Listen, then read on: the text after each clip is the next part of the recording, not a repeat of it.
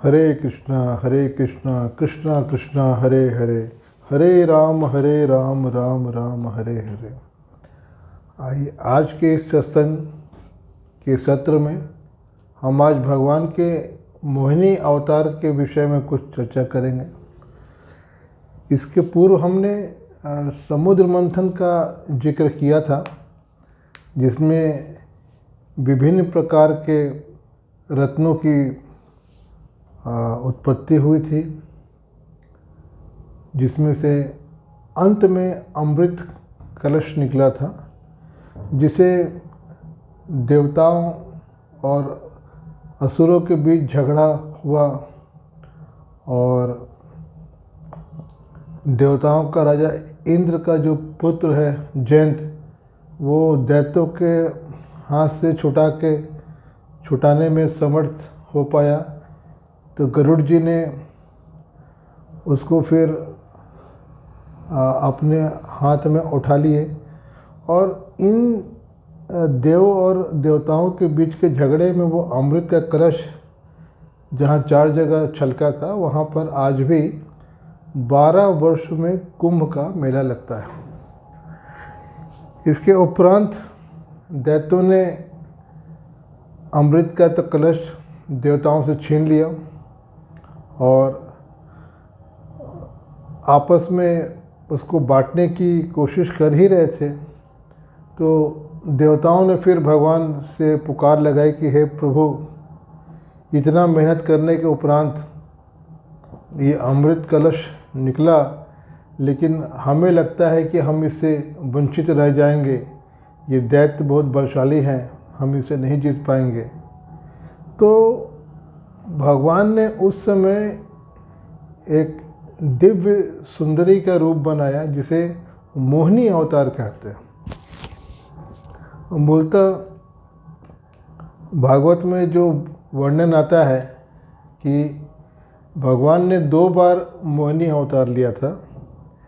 एक बार ये समुद्र मंथन के उपरांत जब अमृत का वितरण करना था, उस वक्त लिया था।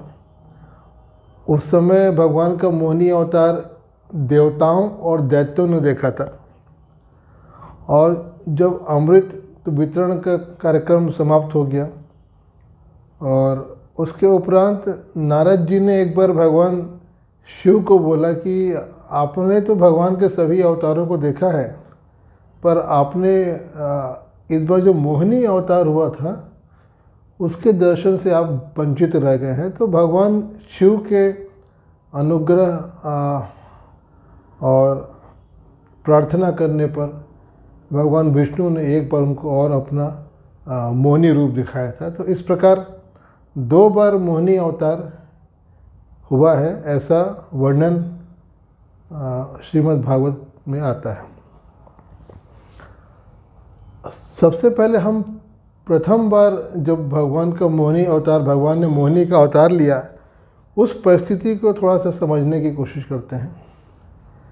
इतने कठिन परिश्रम के बाद अमृत तो प्रकट हुआ और देवता अपने आप को असमर्थ पा रहे थे उस अमृत का पान करने के लिए। तो उन्होंने भगवान विष्णु को पुकार लगाई और भगवान ने फिर देवताओं के पक्ष में उस अमृत के वितरण करने हेतु एक परम सुंदर स्त्री का रूप बनाया। उसका नाम मोहिनी हुआ। मोह का, अब इस मोहिनी को थोड़ा समझने की कोशिश करते हैं कि इस संसार में राग और द्वेष, राग जैसे आपको अच्छा लगता है, प्रिय लगता है, वो उसके प्रति आपका राग होता है, और जो आपको अच्छा नहीं लगता है उसके प्रति द्वेष होता है। इस संसार में हम जो भी तो कर्म करते हैं वो राग और द्वेष से प्रेरित होते हैं,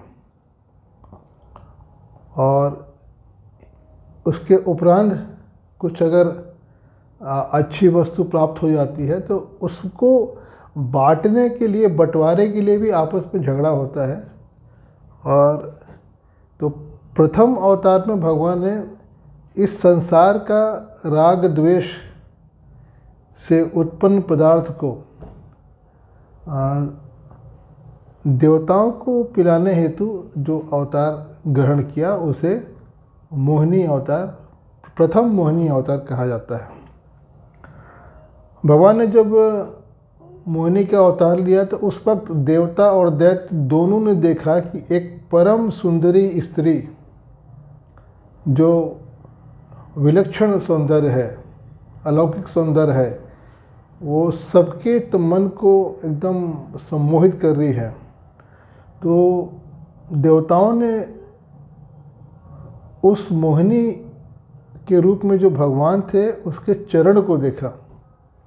देवता बोले ये कौन हो सकता है, इस संसार का तो कोई नहीं लगता। तो उन्होंने श्रद्धा के भाव से उसके चरण को देखे। तो जब उन्होंने उसके चरण को देखा तो उन्हें भगवान के चरण दिखाई दिए, तो पुरुष चरण दिखाई दिए। तो वे समझ गए कि ये मोहिनी के रूप में भगवान मोहन ही आए हुए हैं, जो हमारी जो विपत्ति है, मोहजनित विपत्ति, उसका नाश करने के लिए भगवान श्री कृष्ण मोहन ने ही मोहिनी का रूप धारण किया है। और वो चुपचाप खड़े हो गए श्रद्धा के भाव से। दैत्य की जो प्रकृति होती, दैत्यों ने भगवान के चरण को नहीं देखा। दैत्य जो होता है वो हमेशा चेहरे को देखता है, आँखों से आँख मिला के। तो जब उन्होंने भगवान के उस रूप को देखा तो परम सौंदर्य, तो वो एकदम आकर्षित हो गए और वो सोचने लगे सारे दैत्य की किसी भी प्रकार ये जो सुंदर स्त्री है ये तो मेरे साथ रहे, ये मेरे ही साथ रहे।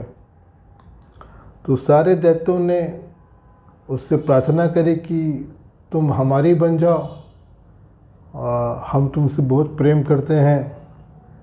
तो भगवान जो मोहिनी रूप में थे उन्होंने कहा कि भाई मैं तुम लोग के लिए अनजान हूँ, तुम लोग पहली बार मिल रहे हो और मेरे को बोल रहे हो कि तुम मेरी बन जाओ। तो मैं तुमको नहीं जानती, तुम मेरे को नहीं जानते, तो हम एक दूसरे पे भरोसा कैसे करें। तो दैत्यों ने कहा कि ये जो हमारे हाथ में जो अमृत कलश है इसको हमने बड़ी मेहनत से समुद्र मंथन करके अभी प्राप्त किया है, और हम अपने प्रमाण के रूप में कि हम तुम्हें बहुत प्रेम करते हैं ये तुम्हें देते हैं और तुम इसे हम सभी दैत्यों में बांट दो। भगवान ने फिर कहा कि भाई मैं एक ही शर्त पर इस अमृत कलश का वितरण करूंगी कि जब मैं बांटूं या जब मैं जो बोलूं तो कोई भी उसमें बीच में टोका टाकी नहीं करेगा। दैत्य तो भगवान के सौंदर्य से इतने विमोहित थे, उन्होंने भगवान की सारी शर्तों को मान लिया। बोले ठीक है, तुम्हारे सारे शर्त हमें मंजूर हैं। तब भगवान ने बोला कि भाई इस अमृत कलश में ऊपर में पतला पतला दिख रहा है और नीचे में गाढ़ा गाढ़ा है, तो एक काम करो, इस अमृत कलश का पान करने के पहले तुम सब लोग जाओ समुद्र में स्नान करके आओ, स्वच्छ हो के आओ, शुद्ध हो के आओ। और देखो ये तुम्हारे जो देवता लोग हैं ना, ये थोड़े कमज़ोर हैं और बहुत व्याकुल हो रहे हैं, तो इनको मैं पहले थोड़ा सा ऊपर का पतला पत्ता पिला देती हूँ, उसके बाद जो असली अमृत है गाढ़ा वो मैं तुम लोग को पिलाऊंगी। तो दैत्यों ने कहा ठीक है, जो आ गया।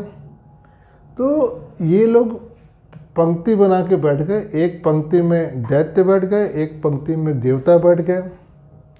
और अब भगवान ने उस कलश को अपने हाथों में लिया और देवताओं के साइड से उसको भर भर के पात्र पे पिलाने लगे। तो पहले तो थोड़ा दैत्यों को तो क्रोध आया कि अरे ये हम लोग का जो अमृत है ये देवताओं को पिला रही है। और जब भगवान देवताओं को पिलाए तो उनको जिस दृष्टि से देखें वो एक माँ की दृष्टि से देखते थे। जैसे माँ अपने बच्चे को कोई चीज़ खिलाती पिलाती है, बहुत प्रेम से देखते थे। और जब देवताओं को देते थे तो उस समय दैत्यों की तरफ भी देखते थे, और दैत्यों की तरफ देखते थे तो बहुत एक स्त्री भाव से देखते थे, जिससे दैत्य को एकदम लगता था कि ये मेरी है तो मेरे लिए ही है। तो इस ढंग से भगवान ने लगभग सारा जो अमृत का कलश था वो, उनका प्रयास ये था कि पूरा का पूरा देवताओं को पिला के अमृत को खत्म कर दिया जाए। तो भगवान जब बीच में पहुँचे तो इधर दैत्यों में एक राहु दैत्य था। राहु जो दैत्य था उसको शंका हो गया कि ये कुछ गड़बड़ हो रहा है। ये जब देवताओं की तरफ देखती है तो इसकी दृष्टि अलग होती है, जब हम लोग की तरफ देखती है तो इसकी दृष्टि अलग होती है। ये कहीं ना कहीं ये छल हो रहा है हमारे साथ। तो उसने देवताओं का भेष बना के सूर्य और चंद्रमा के बीच में जाके बैठ गया। तो जैसे ही मोहिनी रूप में भगवान ने राहु को अमृत दिया, वैसे ही सूर्य और चंद्रमा दोनों एक साथ चिल्ला उठे कि ये राक्षस है, ये देवता नहीं है, ये राक्षस है, इसको अमृत पीने का अधिकार नहीं है। तो जैसे ही वो लोग चिल्लाए तो भगवान ने अपना सुदर्शन चक्र प्रकट किया और राहु का तो गर्दन काट दिया। पर तब तक राहु ने जो अमृत का पान किया था वो उसके गर्दन के नीचे उतर चुका था। तो इस कारण से जब सुदर्शन चक्र ने गर्दन काटी तो वो जो एक राहु था वो राहु ऊपर का भाग और नीचे का शरीर केतु के रूप में परिवर्तित हो गया। और चूँकि अमृत का उसने पान कर लिया था तो वो दो भाग में हो गया, एक राहु कहलाता है तो गर्दन भाग, और एक केतु कहलाता है धड़ भाग, और दोनों अमृत को प्राप्त हो गया। इस प्रकार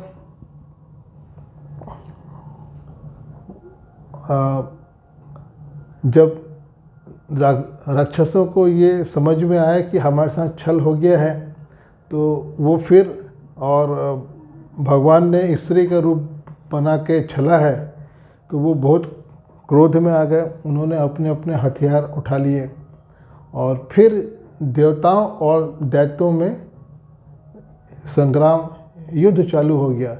पर चूंकि देवता सभी अमृत का पान तो कर चुके थे और वो सब तो बलिष्ठ हो गए थे, पुष्ट हो गए थे, तो उन्होंने दैत्यों को वहाँ से मार के भगा दिया। बहुत सारे दैत्य तो मर गए, लगभग सारे मारे गए। सिर्फ राहु और केतु चूँकि वो अमृत पी गए थे, वो उनको कोई मार नहीं पाया, और उनकी भी चूँकि वो अमृत का पान तो कर लिए थे, तो आज भी 9 ग्रह में जो 2 ग्रह होते हैं वो राहु और केतु होते हैं, उनकी गिनती देवताओं में होती है। तो इस प्रकार भगवान विष्णु ने मोहिनी का एक रूप धारण करके समुद्र मंथन से प्राप्त हुए अमृत को देवताओं और दैत्यों के बीच से बचाकर उसका